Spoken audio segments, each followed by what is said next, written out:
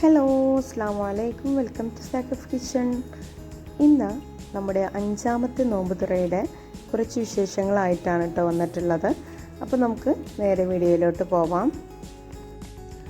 ഇന്ന് നമ്മൾ സ്നാക്കായി തയ്യാറാക്കുന്നത് കായ്പോളയാണ് കേട്ടോ.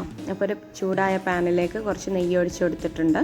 അതിലേക്ക് കുറച്ച് കാഷ്യനട്ടും കൂടെ ചേർത്ത് കൊടുത്തിട്ടുണ്ട് കേട്ടോ. ഇനി ഈ കാഷ്യനട്ട് ചെറുതായിട്ടൊന്ന് വറവായി വരുമ്പോൾ നമുക്ക് കുറച്ച് റൈസിൻസും കൂടെ ചേർത്ത് കൊടുക്കാം. അപ്പോൾ ഇത് ഒരു ചെറിയ ഡെക്കറേഷന് വേണ്ടിയിട്ടാണ് നമ്മൾ വറുത്തെടുക്കുന്നത്.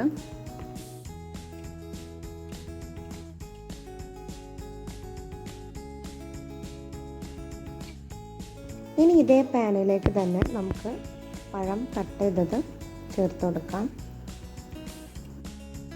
ഇതൊന്ന് ചെറുതായിട്ട് വഴണ്ടി വരുമ്പോൾ നമുക്ക് മാറ്റി വെക്കാം.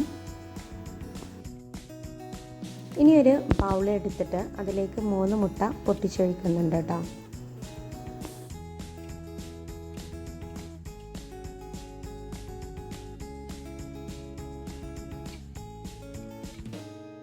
ഇനി ഇതിലേക്ക് ആവശ്യത്തിന് പഞ്ചസാര ചേർത്ത് കൊടുക്കാം.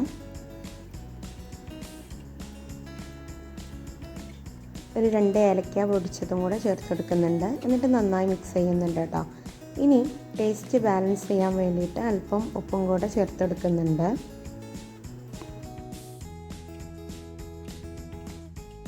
അതുപോലെ ഒരു 1/4 കപ്പ് മിൽക്കും 1 ടേബിൾ സ്പൂൺ ഫ്ലോറും കൂടെ ചേർത്ത് കൊടുക്കുന്നുണ്ട്.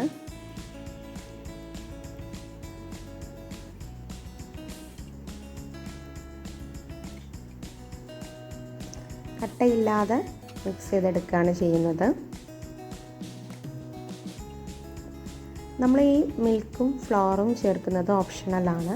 നമ്മൾ എഗ്ഗ് മാത്രമായിട്ടാകുമ്പോൾ ഭയങ്കര സോഫ്റ്റ് ആവും. അതൊരു ബലത്തിൽ നിൽക്കാൻ വേണ്ടിയിട്ടാണ് ഈ ഫ്ലോറും മിൽക്കും ചേർക്കുന്നത് കേട്ടോ. ഇനി നമ്മുടെ ബനാന ആഡ് ചെയ്ത് കൊടുക്കാം.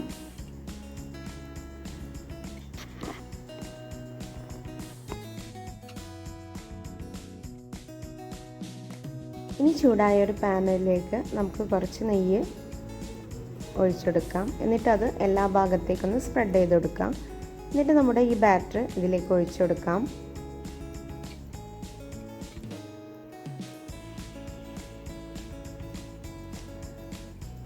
എന്നിട്ട് മുകൾ ഭാഗം ഒന്ന് ലെവലാക്കിയതിന് ശേഷം നമുക്ക് നമ്മൾ നേരത്തെ വറുത്ത് വെച്ച റൈസിൻസും കാഷ്യനട്ടും ചേർത്ത് കൊടുക്കാം. ഇനി ഇത് അടച്ചു വെച്ചിട്ട് ഒരു 20 മിനിറ്റ് ലോ ഫ്ലെയിമിൽ അടികട്ടിയുള്ള പാത്രത്തിന് മുകളിലായിട്ട് വെച്ചിട്ട് ബേക്ക് ചെയ്തെടുക്കാം. 20 മിനിറ്റ് എടുത്തു കേട്ടോ കുക്ക് ചെയ്യാൻ വേണ്ടിയിട്ട്. അപ്പോൾ നമ്മുടെ പോള റെഡി ആയിട്ടുണ്ട്. ഇനി ഇതിൻ്റെ മുകൾ ഭാഗം ഒന്ന് നമുക്ക് മുരിച്ചെടുക്കാം. അതിന് വേണ്ടിയിട്ട് ഒരു പാനിലേക്ക് കുറച്ച് നെയ്യ് ഒഴിച്ചെടുത്തിട്ടുണ്ട്. എന്നിട്ട് ഇത് കമഴ്ത്തി കൊടുക്കാം.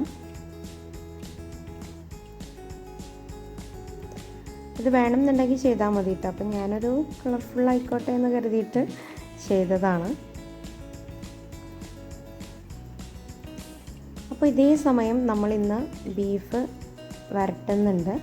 അപ്പോൾ ബീഫൊക്കെ കട്ട് ചെയ്ത് വെച്ചിട്ടുണ്ട് കേട്ടോ, അത് കുക്ക് ചെയ്യാൻ വെച്ച സമയത്ത്. അപ്പോൾ ഇന്ന് നമ്മൾ ചായക്ക് പകരം നല്ല ബീഫ് വരട്ടിയതും നാടൻ ചോറും ചീര താളിപ്പും ആക്കാമെന്നാട്ടോ കരുതിയത്. ഇന്നൊന്ന് വെറൈറ്റി ആക്കി പിടിച്ചതാണ്. ഇനി നമുക്ക് ഫ്രൂട്ട്സൊക്കെ റെഡിയാക്കി വെക്കാം.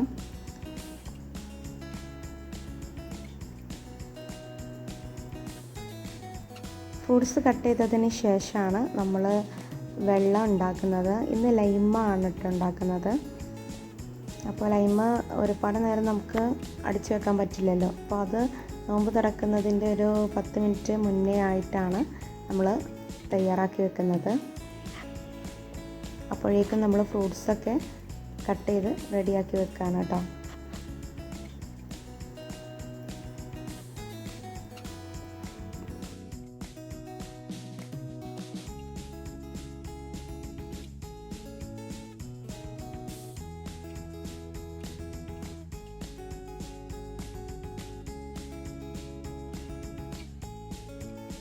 ഇനി നമുക്ക് ലൈമാണ് തയ്യാറാക്കാനുള്ളത്.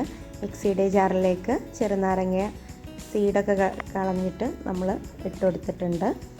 അതുപോലെ ഒരു വൈറ്റ് നിറത്തിന് വേണ്ടിയിട്ട് കുറച്ച് തേങ്ങയും ആവശ്യത്തിന് പഞ്ചസാരയും ചേർത്ത് കൊടുത്തിട്ടുണ്ട് കേട്ടോ. ഇനി നമുക്കൊരു 2-3 ഏലക്കായും കൂടെ ചേർക്കുക. എന്നിട്ട് ആവശ്യത്തിന് വെള്ളം ഒഴിച്ച് കൊടുക്കുക. ഇതിലേക്ക് കുറച്ച് ഐസ് കൂടെ ചേർത്ത് കൊടുക്കുന്നുണ്ട് കേട്ടോ. എന്നിട്ട് നന്നായിട്ടൊന്ന് അടിച്ചെടുക്കാം.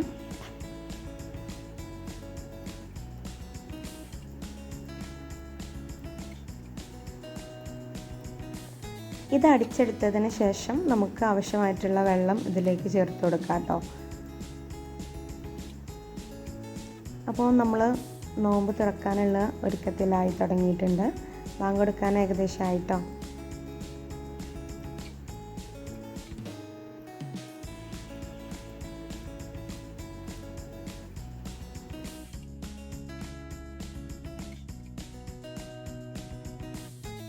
അപ്പോൾ ഇതൊക്കെയാണ് നമ്മുടെ ഇന്നത്തെ നോമ്പുതുറയുടെ വിശേഷങ്ങൾ. അപ്പോൾ നമ്മുടെ ഈ വീഡിയോ ഇഷ്ടപ്പെട്ടാൽ ലൈക്ക് ചെയ്യാനും ഷെയർ ചെയ്യാനും സബ്സ്ക്രൈബ് ചെയ്ത് സപ്പോർട്ട് ചെയ്യാനും മറക്കരുത് കേട്ടോ. അപ്പോൾ ഇനി അടുത്ത വീഡിയോയായി വീണ്ടും വരാം. താങ്ക്